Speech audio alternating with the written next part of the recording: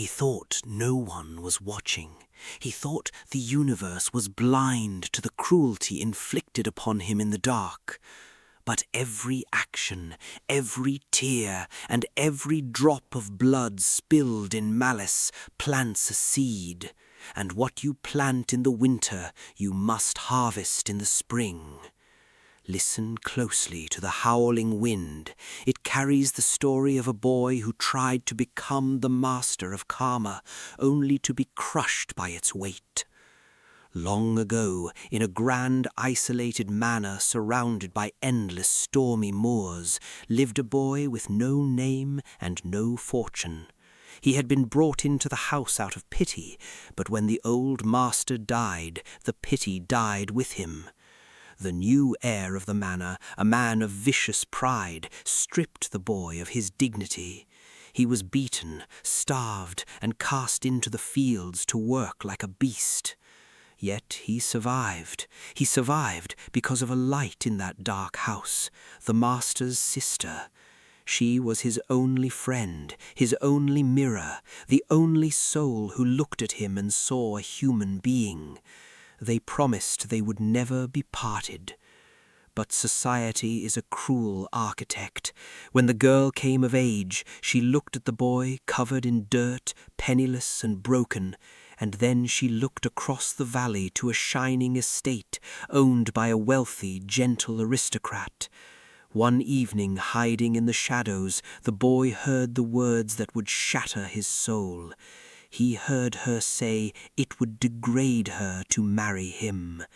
He did not wait to hear the rest. He fled into the storm. The boy walked away with nothing but a heart turned to ice and a vow that echoed louder than the thunder. He would return.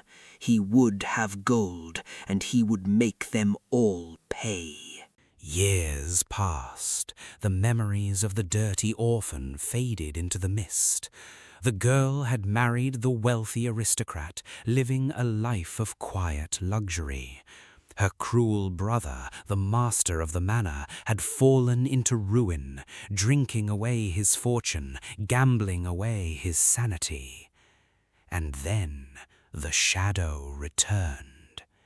He was no longer a boy. He was a man cloaked in dark elegance, carrying immense unexplained wealth. His eyes, once full of sorrow, were now cold, calculating voids. He had not come for peace. He had come to collect a debt. Systematically, ruthlessly, he began his work. He played upon the master's gambling addiction, slowly buying up all the debts of the man who had once beaten him. Within months, the cruel master was nothing but a beggar in his own home, forced to serve the very orphan he had once cast out. But that was not enough. He looked across the valley to the man who had stolen his love. To exact his revenge, he courted the aristocrat's younger sister. He whispered lies of affection, married her, and the moment the rings were exchanged, he locked her away in his dark manor, treating her with the same brutal contempt he had endured as a child. He watched the aristocrat's heart break. He watched the cruel master drink himself to death. He held the deeds to both estates in his hands. He had won. He had manipulated the board perfectly. He had become the judge, the jury, and the executioner. But vengeance is a strange poison. We drink it, expecting the other person to die. The woman he loved, the only light of his miserable existence, could not bear the hatred he had brought back. Torn between her husband and the monster her childhood friend had become, her spirit broke. She fell terribly ill and slipped away into the dark, leaving him entirely, utterly alone. He had destroyed his enemies. He had taken their lands, their dignity, and their futures.